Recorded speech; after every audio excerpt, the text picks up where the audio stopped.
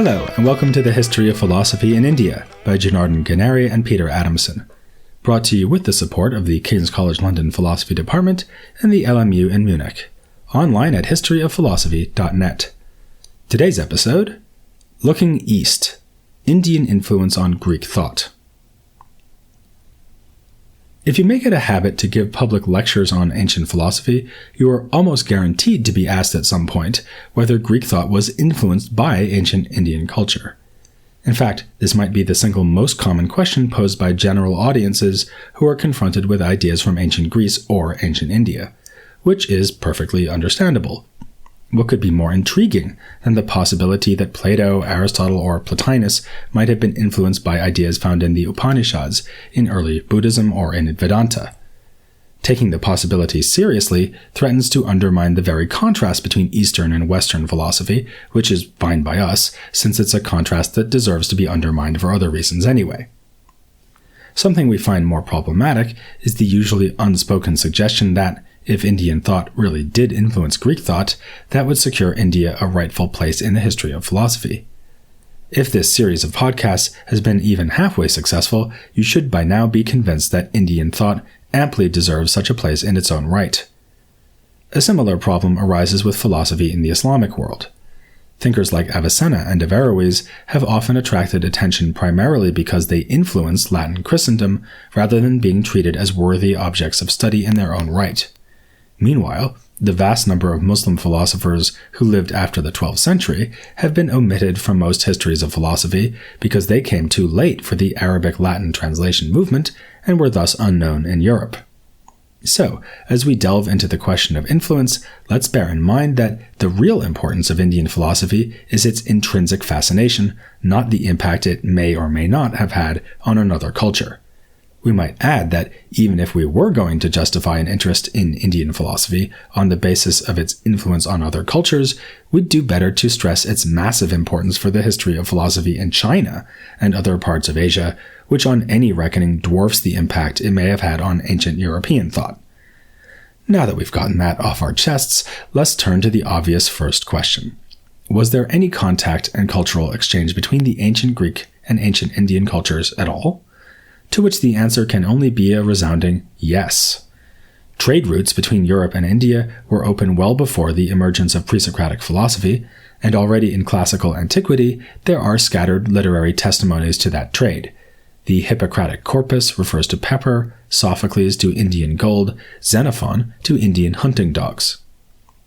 During this period, the Persian Empire would have offered a meeting place for Greek and Indian culture. Apparently, the army Xerxes led against the Greeks included Indian soldiers, and Greek and Indian scholars would also have met at the Persian court. Nonetheless, during classical antiquity, the time of the pre-Socratics, Plato, and Aristotle, knowledge of India would have been rather limited and indirect. The most valuable information was contained in ethnographic writings about India that are now unfortunately lost, notably by the fabulously named Skylax, who in the 6th century BC participated in a military expedition to India led by the Persian king Darius. Herodotus also mentions that expedition and draws information about India from another ethnographer named Hecataeus.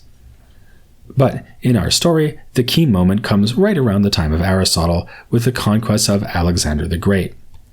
When he reached Bactria and India in about 330 BC, he brought Greek culture with him, founding Hellenistic cities and creating the conditions for a more profound engagement with Indian society.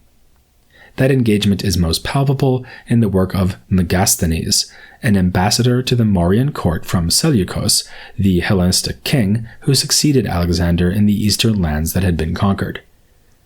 Megasthenes dealt with the mighty Indian emperor Chandragupta and may have visited the great city of Pataliputra.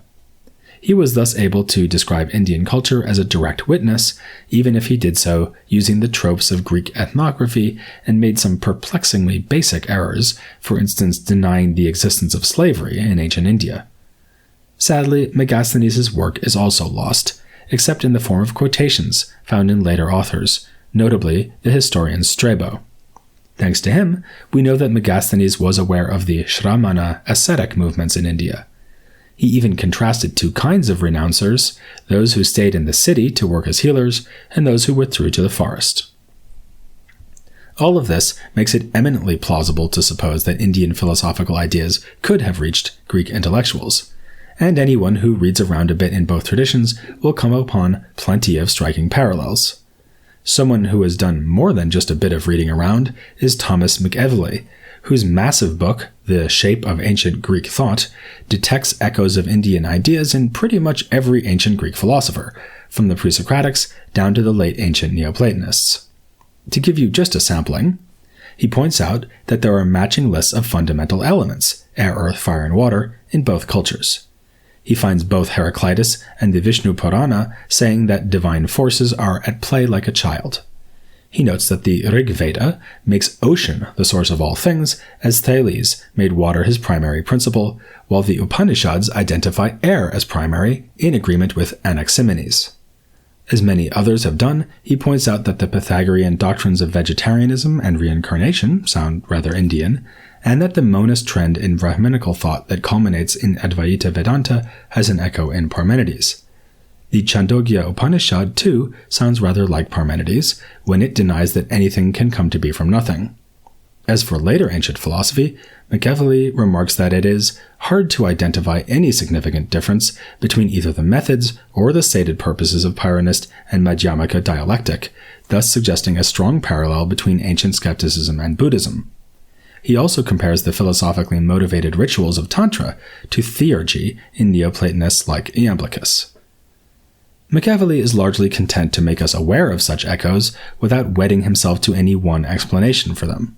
He admits that, alongside more or less direct influence from India, there are two other possibilities. One is, of course, coincidence. We have here two massive bodies of philosophical writing. Imagine that we went through the many thousands of pages of ancient Pali and Sanskrit philosophy and found no passages at all that reminded us of anything in the equally voluminous remains of Greek philosophy. That would be truly extraordinary, especially since philosophical reflection is presumably bound to give rise to certain fundamental ideas, like atomism in physics, skepticism in epistemology, or monism in metaphysics. So a skeptic could see McEvilley's impressive resume of resonances as nothing more than a collection of similar ideas that were reached independently. A further possibility, which McEvilley seems to find attractive, is that there are deeper roots to both Indian and Greek philosophy which are now obscure to us. There are shared mythic tendencies also found in Near Eastern and Egyptian religion and philosophy, which suggests cultural connections from before historical records began. That might explain such parallels as the urge to trace all things back to one physical element, like water or air. Of course, this is unsatisfyingly vague and not really sufficient to account for more exact parallels. Resonance is so strong that one almost can't help suspecting a direct textual appropriation. It has to be said that in the many hundreds of pages of his book, McEvilley does not offer many parallels of that sort. One of them, which he considers to be something close to genuine proof of real cultural exchange, is a testimony of Heraclitus, in which he is said to have explained night and day in light of two exhalations, one bright and one dark. This same idea is found in the Chandogya Upanishad and the Great Forest Upanishad. Even in cases that are not quite so striking and specific, McEvilley finds it hard to believe that we just have two traditions independently reaching the same conclusions.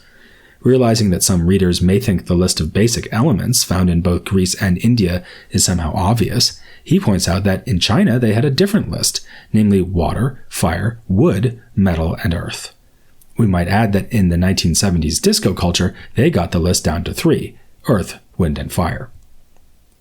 To make up our mind whether there really was significant historical influence, it may help to think a bit harder about how the influence could have occurred.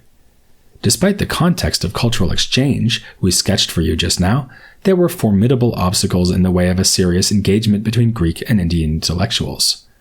Most obviously, the two civilizations were separated by thousands of miles. It is not so obvious that complex philosophical ideas could travel all that way, along with pepper and other luxury goods. To this, we can add the problem of linguistic barriers. If we consider cases of profound cultural exchange in the history of philosophy, we see that they have typically involved a deliberate effort to translate writing from one language into another, as when rich Muslims commissioned Arabic versions of Greek science in the 8th and 9th centuries AD, or when the Latin Christians translated from Arabic and Greek in the 12th century. Nothing like that happened here. There was no Sanskrit-Greek translation movement, indeed, not a single case of a philosophical work from India being translated into Greek or Latin in antiquity. Furthermore, we should bear in mind that the ancient Indian elite excluded almost all other Indians from their intellectual activities, never mind barbaric foreigners who were frequently regarded with deep distrust. It may be more plausible to imagine that the less exclusivist Shramana philosophers, like Buddhists, Jains, and Ajivakas, were open to sharing their ideas with outsiders. If ideas did manage to fight their way past all these obstacles, it's easy to imagine that they would have been greatly oversimplified and perhaps distorted in the process of transmission. If skeptical or just cautious historians are going to be persuaded that there was profound and direct engagement between any Greek philosopher and Indian thought, they will probably want to hear of an intrepid traveler, which in practice means a Greek who finds his way to India, since it seems that no Indian thinker went to Europe. They will need to be shown not just evocative parallels, but historical evidence that the thinker in question was genuinely inspired by Indian ideas.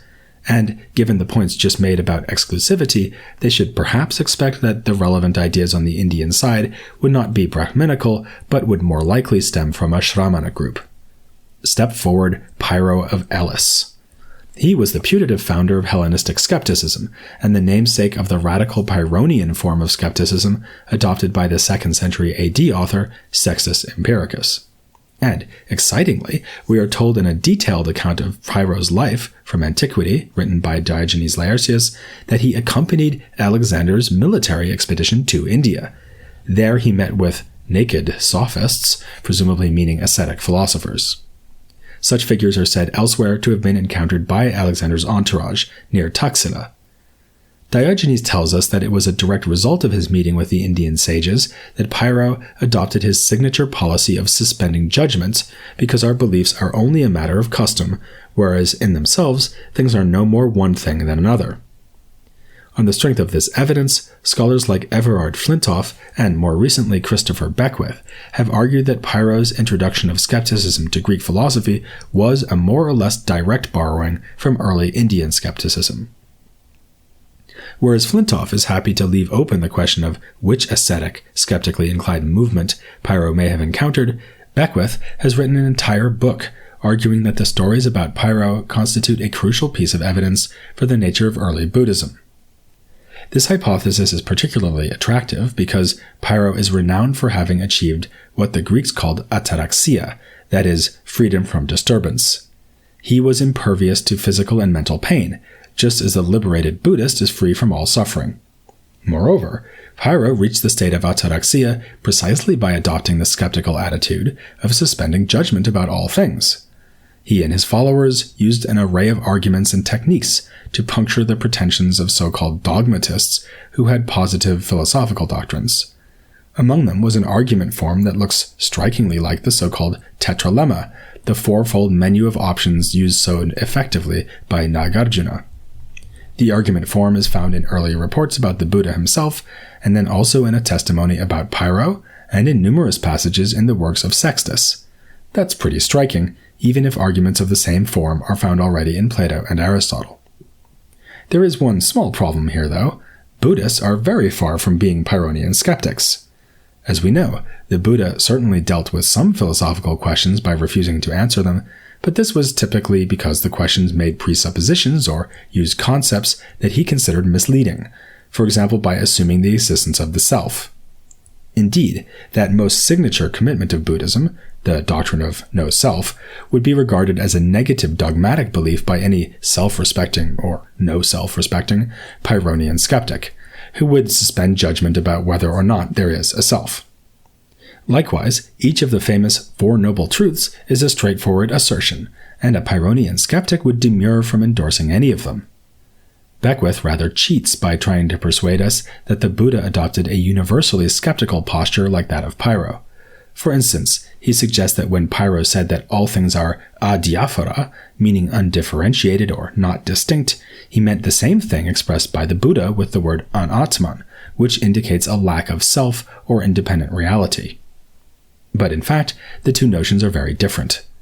Pyrrho was suggesting that we can never judge that anything is more one thing than another, for instance that an action is more good than bad, whereas the Buddha was rejecting a specific metaphysical idea. So far from suspending judgment about the notion of Atman, he was forthrightly rejecting it. Whatever skeptical consequences followed from that, they were not supposed to undermine key positive doctrines of Buddhism, notably the Four Noble Truths. If we jump ahead to consider the contemporary followers of Pyrrho and the Buddha, namely Sextus and Nagarjuna, both of whom lived in the 2nd century AD, we can reach a similar conclusion. Nagarjuna's dialectical subtlety and skill in undermining the arguments of rivals is certainly comparable to that of Sextus, but Sextus would unhesitatingly classify Nagarjuna as a negative dogmatist, not a true skeptic, because Nagarjuna was committed to the principle that all things are empty and dependently arising.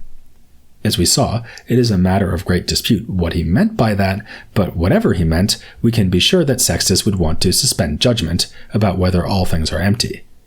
There are, he would no doubt say, good arguments on both sides of the debate between the upholders of Svabhava and the adherents of emptiness. The upshot of all this is not, of course, that we can rule out influence from Buddhism on Pyrrho. A likelier conclusion is one that will satisfy neither the skeptic nor the enthusiast concerning Indian influence on Greek thought. Pyrrho may have encountered and been inspired by Indian philosophers while on campaign with Alexander's army, but unsurprisingly, given the cultural and linguistic barriers involved, he failed to understand what those philosophers were saying, or at best borrowed from them very selectively. Let's now move ahead several centuries to another, even more influential Greek thinker who has often been associated with Indian thought, Plotinus, the 3rd century AD founder of Neoplatonism. As with Pyrrho, we have good evidence for his interest in Indian thought and of travel to the East. Plotinus' student, editor, and biographer Porphyry tells us that in 242 AD, Plotinus joined the military expedition of the Emperor Gordian III precisely in hopes of learning something about the philosophy of the Persians and Indians. Unfortunately, this expedition was an abortive one, so it can't really be used as evidence that Plotinus had the sort of encounter he was apparently hoping for. As for internal textual evidence from Plotinus' own writings, he never mentions India or its intellectual traditions, but Porphyry does. His work on vegetarianism has a reasonably well-informed section on Indian cultural practices, and Augustine tells us that in another, now lost work, Porphyry set out to compare Neoplatonic philosophy with what he called the practices and teachings of the Indians. Apparently, then, Plotinus had both the motive and the means for accessing Indian ideas, even if in only a rather indirect way. Are there signs of its influence in his thought? Positive answers to this question have drawn comparisons between his Neoplatonism and Vedanta, especially of the Advaita variety. This is problematic, chronologically speaking, given that Shankara lived about a half-millennium later than Plotinus did, but we might suppose that Plotinus was picking up on some of the same Indian ideas that would later inspire the emergence of Advaita Vedanta, notably the concept of Brahman in the Upanishads. In apparent agreement with that strand of the Vedic tradition, Plotinus identifies the paradigmatic source of being as a single universal mind and encourages us to realize our unity with that source. He makes the physical universe nothing but an image or outward manifestation of intellect, which is the seat of knowledge and, we might venture to say, consciousness or selfhood.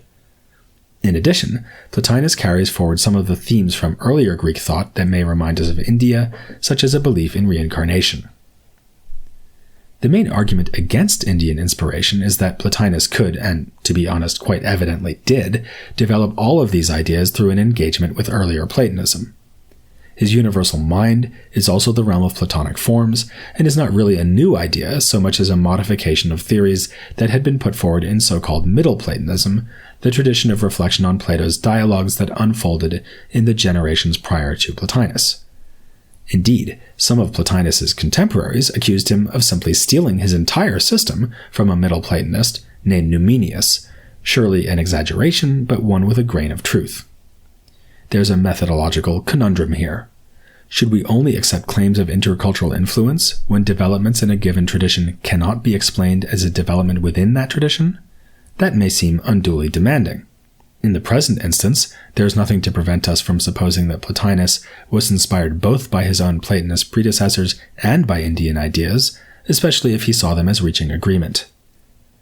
The comparison between Plotinus and Vedanta, or the Upanishadic idea of Brahman, is complicated, though, by the fact that Plotinus posits a higher principle above the universal mind, which is explicitly not a mind, but a pure unity that does not think about anything, even itself.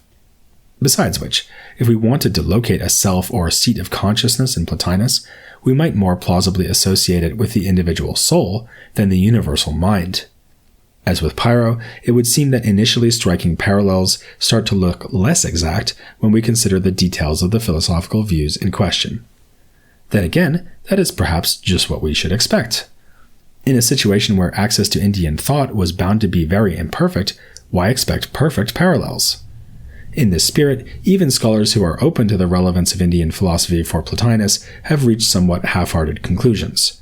Thus, Machiavelli writes that, though it was virtually certain that Plotinus had some contact with Indian ideas, that contact probably didn't amount to much, and that the similarities may be due to the longer-standing presence of Indian themes in Greek thought. Another recent assessment remarks more generally that, if we gather together all Greco-Roman views on Indian philosophers, we may think that more information, if not sources, was available to them, though probably in a very general and distorted way. Such moderate conclusions are salutary, given that, by the standards of the history of philosophy, this question of Indian influence on Greek thought often evokes such strong feelings. Many would like to believe that such influence was not just real, but deeply significant. Others, not least scholars of Greek philosophy who would rather not be required to go learn all about Indian philosophy, are equally determined to exclude the possibility entirely. In fact, we should almost certainly admit that ideas did filter into the ancient European world from ancient Indian culture. But in stark contrast to the tremendous and determinative impact of Greek ideas on the Islamic world, and then of works from the Islamic world on Latin Christendom, the Indian contribution to ancient Greek thought was intermittent and rather incidental. Rarely, if ever, did it take the form of a detailed and well-informed engagement with Indian philosophy on the part of Greek or Roman intellectuals. For that sort of engagement, we will need to wait for later moments of cultural exchange, moments that will in fact be the topic of our next episode, here on The History of Philosophy in India.